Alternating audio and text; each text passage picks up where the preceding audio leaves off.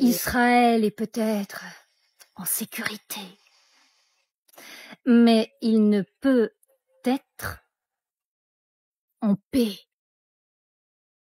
et il ne le sera peut-être jamais. En effet, parce que la plaie qu'il a ouverte ne peut être fermée.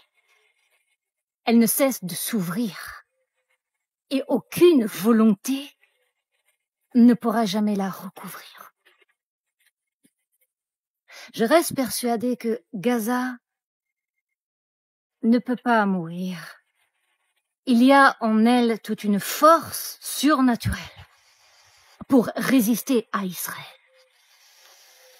Je rappelle que toute oppression fait appel à une force naturelle, alors que la résistance a toujours fait appel à une force surnaturelle.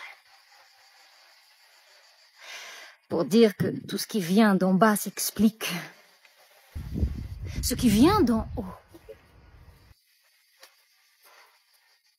ne s'explique pas.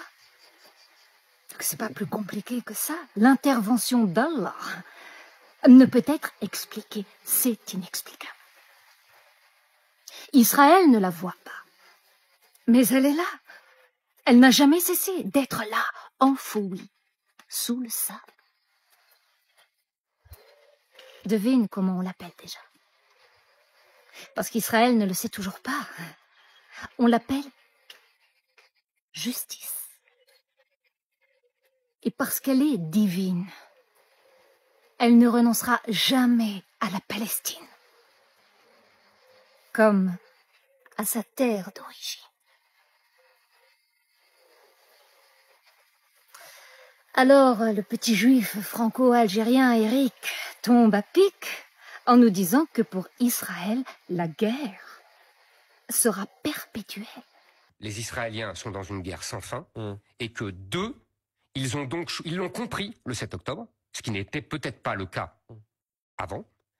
Et désormais, ils ne cherchent plus la paix. Ils veulent simplement s'assurer la sécurité. Encore une fois, ça ne veut pas dire que c'est la paix qui va arriver. La paix n'arrivera pas. Jusqu'à ce que l'Éternel éteigne dans ses beaux yeux bleus le mythe d'Israël. Parce que c'est un mythe, c'est tout un mythe, mais ce n'est rien qu'un mythe.